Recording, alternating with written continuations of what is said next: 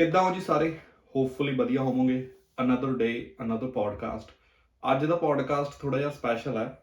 ਅੱਜ ਆਪਾਂ ਜਿਸ ਪਰਸਨੈਲਿਟੀ ਦੀ ਗੱਲ ਕਰਨੀ ਹੈ ਉਹ ਇੰਡੀਆ ਦੀ ਬਹੁਤ ਫੇਮਸ ਪਰਸਨੈਲਿਟੀ ਨੇ ਤੇ ਮੈਂ ਉਹਨਾਂ ਤੋਂ ਬਹੁਤ ਕੁਝ ਸਿੱਖਿਆ। ਮੇਰੇ ਵਾਂਗੂ ਹਜ਼ਾਰਾਂ ਕਰੋੜਾਂ ਲੋਕਾਂ ਨੇ ਉਹਨਾਂ ਤੋਂ ਸਿੱਖਿਆ ਹੋਣਾ। ਹਜ਼ਾਰਾਂ ਕਰੋੜਾਂ ਲੋਕਾਂ ਦੇ ਆਈਡੀਅਲ ਵੀ ਨੇਗੇ ਉਹ।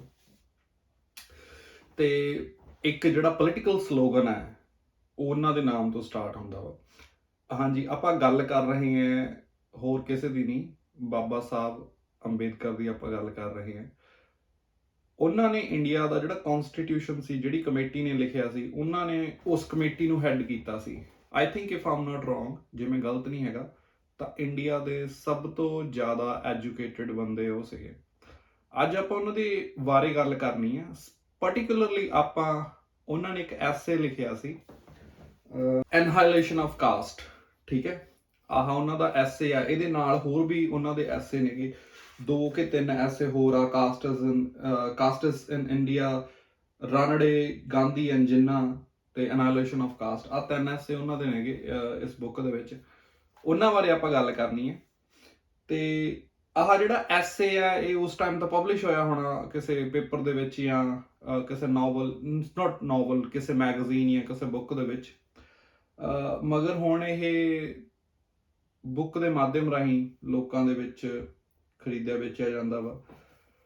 ਜਿਹੜੀ ਇਹ ਕਿਤਾਬ ਆ ਬਹੁਤ ਬਹੁਤ ਪਰਟੀਕੂਲਰ ਕਿਤਾਬ ਹੈ, ਬਹੁਤ ਇੰਪੋਰਟੈਂਟ ਕਿਤਾਬ ਹੈ, ਕਿਉਂਕਿ ਇਹ ਐਸੇ ਦੇ ਵਿੱਚ ਤੁਹਾਨੂੰ 2 ਚੀਜ਼ਾਂ ਪਤਾ ਚੱਲਦੀਆਂ ਵਾ ਕਿ ਜਿਹੜਾ ਕਾਸਟ ਸਿਸਟਮ ਆ ਇੰਡੀਆ ਦੇ ਵਿੱਚ ਉਹਦੀ ਹਿਸਟਰੀ ਕੀ ਹੈ ਤੇ ਉਹਦਾ ਪ੍ਰੈਜ਼ੈਂਟ ਕੀ ਹੈ।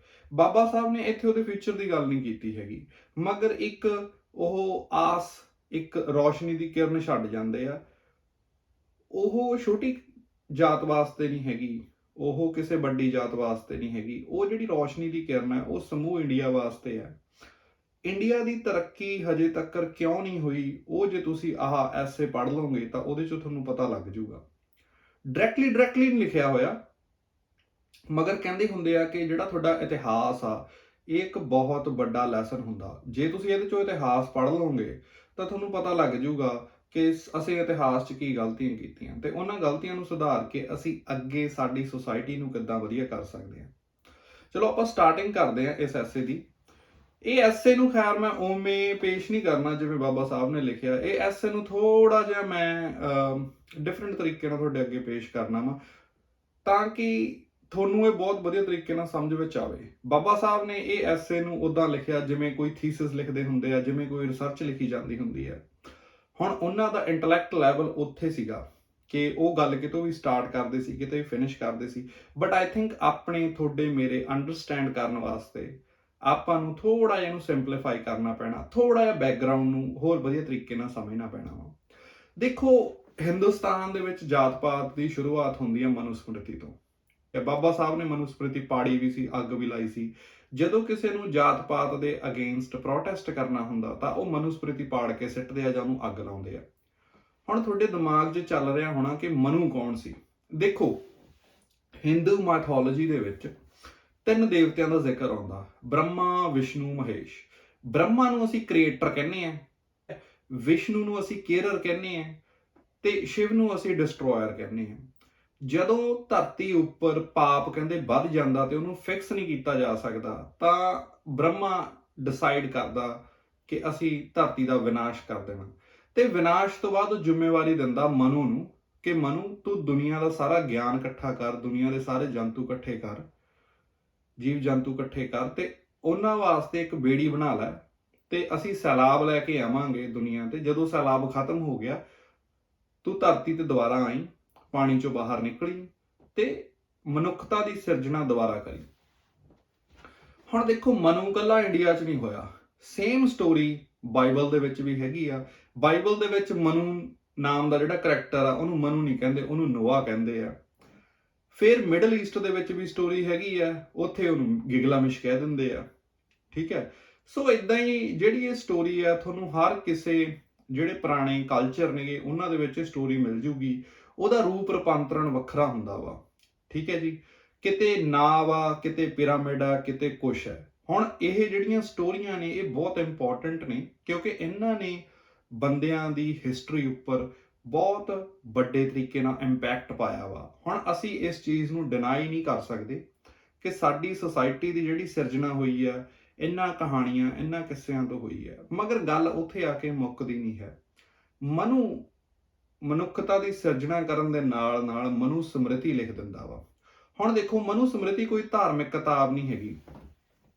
ਜਿਹੜੇ ਧਾਰਮਿਕ ਗ੍ਰੰਥ ਨੇਗੇ ਨਾ, ਉਹਨਾਂ ਦੇ ਵਿੱਚ ਲਿਖਿਆ ਹੋਇਆ ਵਾ ਕਿ ਰੱਬ ਦੀ ਪ੍ਰਾਪਤੀ ਲਈ, ਤੁਹਾਡੇ ਚੰਗੇ ਹੋਣ ਲਈ ਤੁਹਾਡੇ ਕਰਮ ਜ਼ਰੂਰੀ ਨੇ।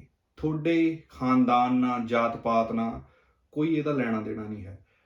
ਮਗਰ ਇਸ ਦੇ ਬਾਵਜੂਦ ਜਿਹੜੀ ਮਨੂ ਸਮ੍ਰਿਤੀ ਆ, ਉਹ ਧਾਰਮਿਕ ਗ੍ਰੰਥਾਂ ਤੋਂ ਜ਼ਿਆਦਾ ਇੰਪੋਰਟੈਂਟ ਰਹੀ ਆ ਸਾਡੀ ਸੁਸਾਇਟੀ ਦੇ ਵਿੱਚ। ਜਿਹੜੀ ਮਨੂ ਸਮ੍ਰਿਤੀ ਆ, ਇਹ ਅਸਲ ਦੇ ਵਿੱਚ ਇੱਕ ਲਾਅ ਬੁੱਕ ਆ, ਇੱਕ ਕਾਨੂੰਨ ਆ, ਕਨਸਟੀਟਿਊਸ਼ਨ ਹੈ, ਸੰਵਿਧਾਨ ਹੈ, ਜਿਹਦੀ ਅਸੀਂ ਪਾਲਣਾ ਕਰਦੇ ਹਾਂ, ਚਾਹੇ ਅਸੀਂ ਕਿਸੇ ਵੀ ਕੰਟਰੀ ਦੇ ਵਿੱਚ ਹੁੰਨੇ ਹਾਂ। ਮਨੂ ਸਮ੍ਰਿਤੀ ਉਹ ਲਾਅ ਬੁੱਕ ਹੈ। ਹੁਣ ਬਾਬਾ ਸਾਹਿਬ ਮਨੂ ਸਮ੍ਰਿਤੀ ਨੂੰ ਹੇਟ ਕਾਹਤੇ ਕਰਦੇ ਸੀਗੇ? ਕਿਉਂਕਿ ਲਾਅ ਬੁੱਕ ਤਾਂ ਹਰ ਸੁਸਾਇਟੀ ਦੀ ਜ਼ਰੂਰਤ ਹੁੰਦੀ ਹੈ। ਤੁਸੀਂ ਆਸਟ੍ਰੇਲੀਆ ਰਹਿੰਦੇ ਹੋ, ਇੰਡੀਆ ਰਹਿੰਦੇ ਹੋ, ਨਿਊਜ਼ੀਲੈਂਡ ਰਹਿੰਦੇ ਹੋ, ਕੈਨੇਡਾ ਰਹਿੰਦੇ ਹੋ, ਲਾਅ ਤਾਂ ਜ਼ਰੂਰੀ ਹੈ। ਸੁਸਾਇਟੀ ਦੇ ਵਿੱਚ ਲਾਅ ਹੋਣਾ ਤਾਂ ਬਹੁਤ ਜ਼ਿਆਦਾ ਜ਼ਰੂਰੀ ਹੈ। ਮਗਰ ਮਨੂ ਸਮ੍ਰਿਤੀ ਨੇ ਸੁਸਾਇਟੀ ਦੇ ਵਿੱਚ ਲਾਅ ਨੂੰ ਨਹੀਂ, ਸੁਸਾਇਟੀ ਦੇ ਵਿੱਚ ਕਾਨੂੰਨ ਨੂੰ ਨਹੀਂ, ਸੁਸਾਇਟੀ ਦੇ ਵਿੱਚ ਇੱਕ ਕ੍ਰਾਈਮ ਨੂੰ ਜਨਮ ਦਿੱਤਾ। ਉਹ ਕਿੱਦਾਂ? ਮਨੂ ਸਮ੍ਰਿਤੀ ਇਹ ਕਹਿੰਦੀ ਹੈ ਕਿ ਤੁਸੀਂ ਬ੍ਰਾਹਮਣ ਹੋ, ਖੱਤਰੀ ਹੋ, ਵੈਸ਼ ਹੋ, ਸ਼ੂਦਰ ਹੋ। ਜੇ ਤੁਸੀਂ ਮੁਖ ਤੋਂ ਪੈਦਾ ਹੁੰਦੇ ਹੋ ਤੁਸੀਂ ਬ੍ਰਾਹਮਣ ਹੋ, ਠੀਕ ਹੈ। ਹੱਥਾਂ ਤੋਂ ਪੈਦਾ ਹੁੰਦੇ ਹੋ ਤਾਂ ਤੁਸੀਂ ਖੱਤਰੀ ਹੋ, ਪੈਰਾਂ ਤੋਂ ਪੈਦਾ ਹੁੰਦੇ ਹੋ ਤਾਂ ਤੁਸੀਂ ਸ਼ੂਦਰ ਹੋ। ਹੁਣ ਜਿਹੜੀ ਇਹ ਵੰਡ ਹੁੰਦੀ ਹੈ, ਵਰਨ ਵੰਡ ਜਿਹਨੂੰ ਕਹਿ ਦਿੰਦੇ ਆ, ਇਹ ਵਰਨ ਵੰਡ ਸਮਾਜ ਦੇ ਕੰਮਾਂ ਦੇ ਉੱਪਰ ਸਿੱਧਾ ਇਫੈਕਟ ਪਾਉਂਦੀ ਆ। ਕਹਿਣ ਤੋਂ ਭਾਵ ਕਿ ਜੇ ਕੋਈ ਡਾਕਟਰ ਆ ਤਾਂ ਉਹਦਾ ਬੇਟਾ ਹੀ ਡਾਕਟਰ ਬਣ ਸਕਦਾ, ਜੇ ਕੋਈ ਪੰਡਿਤ ਆ ਤਾਂ ਸਿਰਫ ਉਹਦਾ ਬੇਟਾ ਹੀ ਪੰਡਿਤ ਬਣ ਸਕਦਾ, ਜੇ ਕੋਈ ਖੱਤਰੀ ਹੈ, ਕੋਈ ਸੂਰਮਾ ਬਹਾਦਰ ਹੈ, ਸਿਰਫ ਉਹਦੇ ਬੱਚੇ ਕੋਲੇ ਹਥਿਆਰ ਚੱਕਣ ਦਾ ਰਾਈਟ ਹੈ।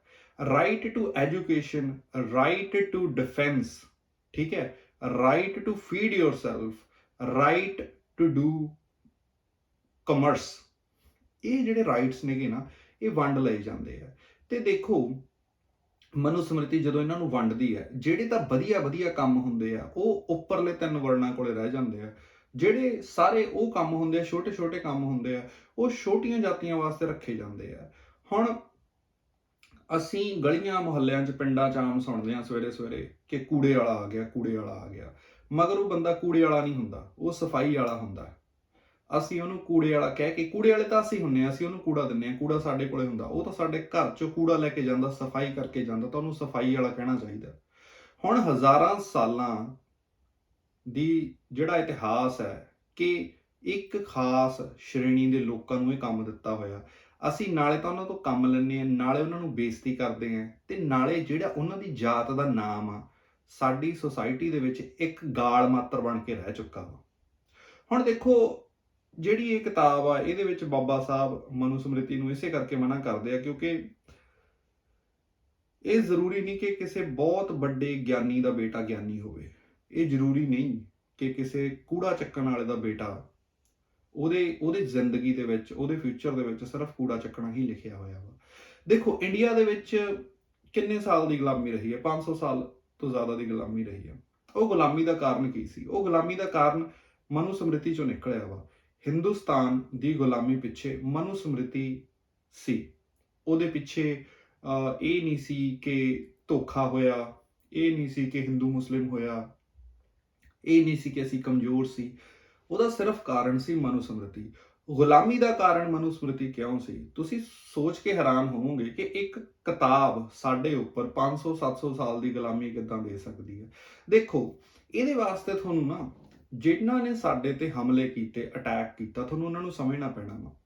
ਹੁਣ ਇਸਲਾਮ ਦੇ ਵਿੱਚ, ਚਾਹੇ ਉਹਨਾਂ ਦੇ ਵਿੱਚ ਵੀ ਸ਼ੀਆ ਸੁੰਨੀ ਨੂੰ ਲੈ ਕੇ ਰੌਲਾ ਹੈਗਾ ਵਾ ਜਾਂ ਕਬੀਲਾਵਾਦ ਨੂੰ ਲੈ ਕੇ ਥੋੜਾ ਬਹੁਤ ਰੌਲਾ ਹੈਗਾ ਵਾ, ਮਗਰ ਉਸ ਰੌਲੇ ਦੇ ਬਾਵਜੂਦ ਜੇ ਤੁਸੀਂ ਬਹਾਦਰ ਬਣਨਾ ਚਾਹੋ, ਤੁਸੀਂ ਹਥਿਆਰ ਚੱਕਣਾ ਚਾਹੋ, ਸਿੱਖਣਾ ਚਾਹੋ, ਤਾਂ ਤੁਹਾਡੇ ਕੋਲੇ ਉਹ ਰਾਈਟ ਹੈਗਾ ਵਾ। ਜੇ ਤੁਸੀਂ ਪੜ੍ਹਨਾ ਚਾਹੁੰਦੇ ਹੋ, ਤੁਹਾਡੇ ਕੋਲੇ ਰਾਈਟ ਹੈਗਾ ਵਾ। ਤੁਹਾਡੇ ਕਿਸੇ ਧਾਰਮਿਕ ਸ਼ੀਆ ਸੁੰਨੀ ਕਰਕੇ ਇਹ ਨਹੀਂ ਕਿ ਤੁਹਾਡੇ ਕੋਲੋਂ ਉਹ ਰਾਈਟ ਖੋਹ ਲਏ ਜਾਣ। ਹੁਣ ਸਾਡੀ ਸੁਸਾਇਟੀ 'ਚ ਕੀ ਸੀਗਾ ਕਿ ਲੜਨ ਦਾ ਜਿਹੜਾ ਰਾਈਟ ਸੀ ਉਹ ਕੱਲੇ ਤੇ ਕੱਲੇ ਖੱਤਰੀਆਂ ਕੋਲੇ ਸੀ।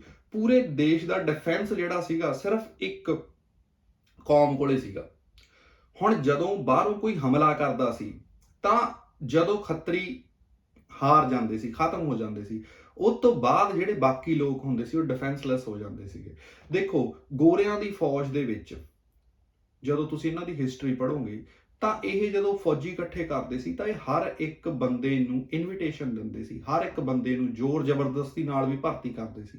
ਉਹਦੇ ਪਿੱਛੇ ਉਹ ਇਹ ਨਹੀਂ ਸੀ ਦੇਖਦੇ ਕਿ ਉਹ ਬੰਦੇ ਨੂੰ ਫਾਈਟ ਕਰਨਾ ਆਉਂਦਾ ਕਿ ਨਹੀਂ ਆਉਂਦਾ, ਕਿਉਂਕਿ ਕਈ ਵਾਰੀ ਜੰਗ ਦੇ ਵਿੱਚ ਨਾ ਤੁਹਾਡੇ ਸੈਨਿਕ ਕਿੰਨੇ ਕੁ ਜ਼ਿਆਦਾ ਲੜਨ ਨੂੰ ਤੇਜ਼ ਨੇ ਉਹ ਚੀਜ਼ ਮੈਟਰ ਨਹੀਂ ਕਰਦੀ ਹੁੰਦੀ, ਕਈ ਵਾਰੀ ਨੰਬਰ ਬਹੁਤ ਮੈਟਰ ਕਰਦਾ ਹੁੰਦਾ।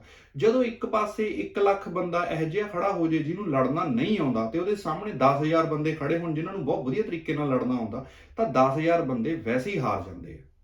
ਠੀਕ ਹੈ, ਸੋ ਇੰਡੀਆ ਦੇ ਵਿੱਚ ਵੀ ਇਦਾਂ ਹੀ ਹੋਇਆ। ਜਦੋਂ ਕੋਈ ਇੰਡੀਆ ਤੇ ਹਮਲਾ ਕਰਦਾ ਸੀ ਉਹ ਆਪਣੀ ਫੁੱਲ ਫੋਰਸ ਨਾਲ ਹਮਲਾ ਕਰਦਾ ਸੀ, ਮਗਰ ਜਦੋਂ ਇੰਡੀਆ ਡਿਫੈਂਡ ਕਰਦਾ ਸੀ ਤਾਂ ਸਿਰਫ ਆਪਣੇ 1/3 1/4 ਨਾਲ ਉਹਨੂੰ ਡਿਫੈਂਡ ਕਰਦਾ ਸੀ। ਇਹੀ ਕਾਰਨ ਸੀ ਭਾਰਤ ਦੀ ਗੁਲਾਮੀ ਦਾ। ਕਿਉਂਕਿ ਜਦੋਂ ਤੁਸੀਂ ਅੰਗਰੇਜ਼ਾਂ ਦਾ ਕਾਲ ਵੀ ਦੇਖੋਗੇ, ਦੇਖੋ ਗੋਰਿਆਂ ਦੇ ਕਾਲ ਦੀ ਇੱਕ ਖੂਬੀ ਇਹ ਹੈ ਕਿ ਉਹਨਾਂ ਨੇ ਹਰ ਇੱਕ ਚੀਜ਼ ਨੂੰ ਡਾਕੂਮੈਂਟ ਕੀਤਾ। ਉਹ ਡਾਕੂਮੈਂਟਸ ਜਦੋਂ ਤੁਸੀਂ ਪੜ੍ਹੋਗੇ ਤਾਂ ਤੁਹਾਨੂੰ ਪਤਾ ਲੱਗੂਗਾ ਕਿ ਗੋਰਿਆਂ ਦੇ ਆਉਣ ਤੋਂ ਬਾਅਦ ਵੀ ਜਿਹੜੇ ਸ਼ੂਦਰ ਸੀ ਇਹਨਾਂ ਨੂੰ ਤਾਂ ਪਤਾ ਹੀ ਨਹੀਂ ਸੀ ਕਿ ਗੋਰਿਆਂ ਦਾ ਰਾਜ ਆ ਦੇਸ਼ ਤੇ। ਇਹ ਜਿਹੜੀ ਗੁਲਾਮੀ ਸੀਗੀ ਇਹ ਸਿਰਫ ਵੱਡੀਆਂ ਕਾਸਟ ਵਾਸਤੇ ਸੀਗੀ, ਕਿਉਂਕਿ ਸ਼ੂਦਰ ਪਹਿਲਾਂ ਵੀ ਗੁਲਾਮ ਸੀ, ਉਹਨਾਂ ਦਾ ਤਾਂ ਮਾਸਟਰ ਹੀ ਚੇਂਜ ਹੋਇਆ, ਉਹਨਾਂ ਦਾ ਸਿਰਫ ਮਾਲਕ ਚੇਂਜ ਹੋਇਆ। ਹੁਣ ਮਾਲਕ ਚੇਂਜ ਹੋਣ ਨਾਲ ਗੁਲਾਮ ਨੂੰ ਫਰਕ ਨਹੀਂ ਪੈਂਦਾ ਹੈਗਾ। ਇਹ ਗੁਲਾਮੀ ਦਿੱਤੀ ਕਾਹਤੇ ਗਈ? ਇਹ ਗੁਲਾਮੀ ਦੇਣ ਦੇ 2 ਰੀਜ਼ਨ ਸੀਗੇ। ਪਹਿਲਾ ਰੀਜ਼ਨ ਜਿਹੜਾ ਸੀਗਾ ਨਾ ਉਹ ਇਹ ਕਿ ਫਾਈਨੈਂਸ ਇਹਦੇ ਪਿੱਛੇ ਬਹੁਤ ਵੱਡਾ ਰੀਜ਼ਨ ਸੀ। ਫਾਈਨੈਂਸ ਕਾਹਤੇ ਵੱਡਾ ਰੀਜ਼ਨ ਸੀਗਾ? ਜਦੋਂ ਤੁਸੀਂ ਸ਼ੂਦਰਾਂ ਦੀਆਂ ਜਾਤਾਂ ਦੇਖੋਗੇ ਨਾ ਤਾਂ ਇਹ ਉਹ ਜਾਤਾਂ ਸੀ, ਇਹਨਾਂ ਦੇ ਕੰਮ ਉਹ ਸੀਗੇ ਜਿਹੜੇ ਕੰਮ ਸੁਸਾਇਟੀ ਵਿੱਚ ਬਹੁਤ ਜ਼ਿਆਦਾ ਜ਼ਰੂਰੀ ਸੀ, ਜਿਨ੍ਹਾਂ ਤੋਂ ਬਿਨਾਂ ਜੀਆ ਨਹੀਂ ਸੀ ਜਾ ਸਕਦਾ। ਜਿਵੇਂ ਸਫਾਈ ਵਾਲੇ, ਜਿਵੇਂ ਖੇਤਾਂ ਦੇ ਮਜ਼ਦੂਰ, ਜਿਵੇਂ ਤਰਖਾਣ, ਭਾਂਡੇ ਬਣਾਉਣ ਵਾਲਾ। ਹੁਣ ਜੇ ਇਮੇਜਿਨ ਕਰੋ ਜੇ ਉਹਨਾਂ ਨੂੰ ਸ਼ੂਦਰ ਨਾ ਕਹਿੰਦੇ, ਉਹਨਾਂ ਨੂੰ ਤੁਸੀਂ ਕਹਿੰਦੇ ਕਿ ਤੁਸੀਂ ਇੱਕ ਰੈਗੂਲਰ ਸਿਟੀਜ਼ਨ ਹੋ, ਫਸਟ ਕਲਾਸ ਸਿਟੀਜ਼ਨ ਹੋ, ਤਾਂ ਉਹਨਾਂ ਨੇ ਫਸਟ ਕਲਾਸ ਸਿਟੀਜ਼ਨ ਵਾਲੀ ਪੇ ਡਿਮਾਂਡ ਕਰਨੀ ਸੀ।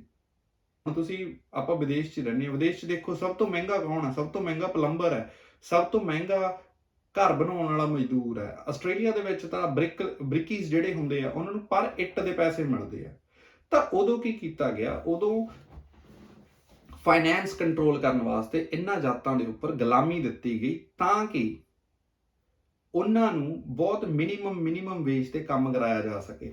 ਹੁਣ ਜਦੋਂ ਅਸੀਂ ਵਿਦੇਸ਼ਾਂ ਦੇ ਵਿੱਚ ਕੋਈ EMPLOYER ਕਦੇ ਕਿਸੇ ਨੂੰ ਪੈਸੇ ਨਹੀਂ ਦਿੰਦਾ ਤਾਂ ਅਸੀਂ ਉੱਥੇ ਲੜਨ ਮਰਨ ਲੱਗ ਜਾਂਦੇ ਹਾਂ। ਇਮੇਜਿਨ ਕਰੋ ਕਿ ਕਿਸੇ ਜਾਤ ਨੂੰ ਹਜ਼ਾਰਾਂ ਸਾਲਾਂ ਤੋਂ ਸਿਰਫ ਇਸ ਕਰਕੇ ਗੁਲਾਮ ਰੱਖਿਆ ਗਿਆ, ਉਹਨਾਂ ਦੀਆਂ ਪੁਸ਼ਤਾਂ ਨੂੰ, ਕਿ ਉਹਨਾਂ ਨੂੰ ਮਨ ਚਾਹੀ ਮਜ਼ਦੂਰੀ ਦਿੱਤੀ ਜਾ ਸਕੇ। ਇਹਦਾ ਵਰਣਨ ਇਹਦੇ ਵਿੱਚ ਵੀ ਮਿਲਦਾ, ਕਾਫੀ ਰੈਫਰੈਂਸਸ ਨੇਗੀਆਂ।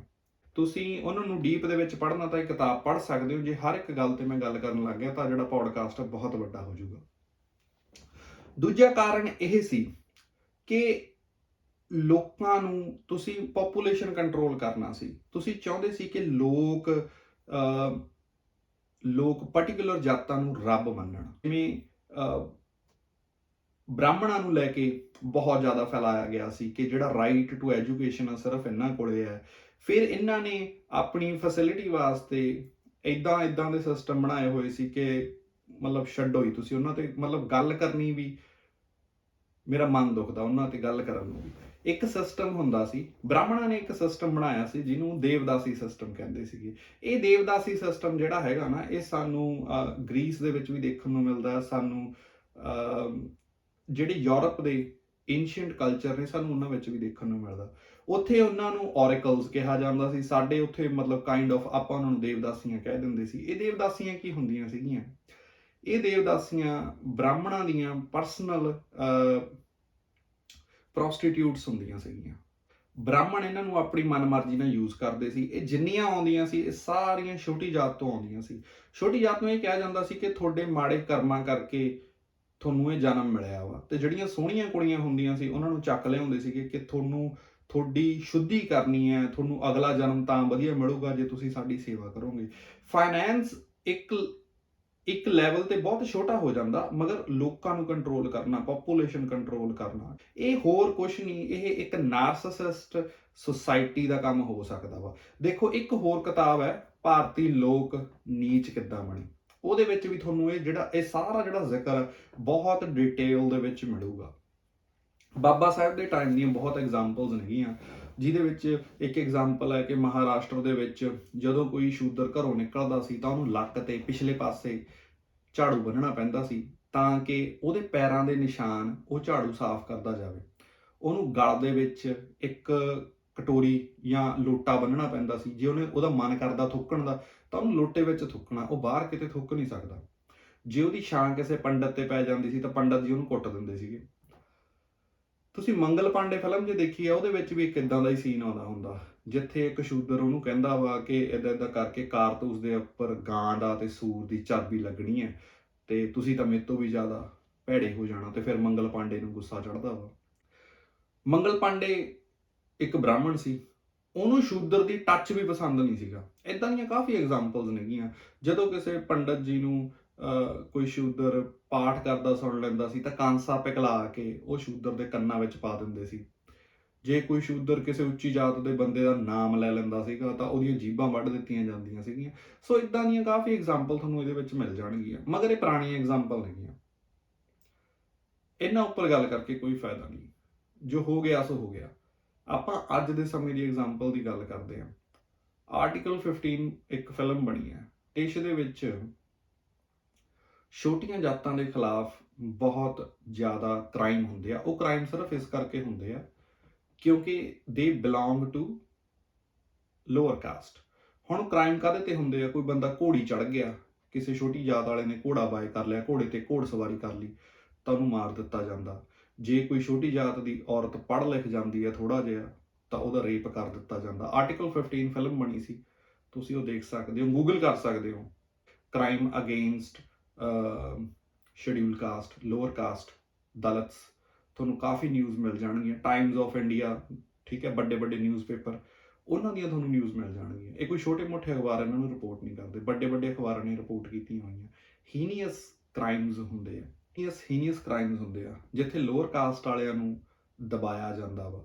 ਉਹਨਾਂ ਨੂੰ ਇਹ ਕਿਹਾ ਜਾਂਦਾ ਕਿ ਤੁਸੀਂ ਜ਼ਿੰਦਗੀ ਦੇ ਵਿੱਚ ਤਰੱਕੀ ਨਹੀਂ ਕਰ ਸਕਦੇ, ਜ਼ਿੰਦਗੀ ਦੀਆਂ ਜਿੰਨੀਆਂ ਖੁਸ਼ੀਆਂ ਨੇ ਇਹ ਤੁਹਾਡੇ ਵਾਸਤੇ ਨਹੀਂ ਹੈਗੀਆਂ, ਇਹ ਸਿਰਫ ਉੱਚੀ ਕਾਸਟ ਵਾਲਿਆਂ ਵਾਸਤੇ ਹੈ।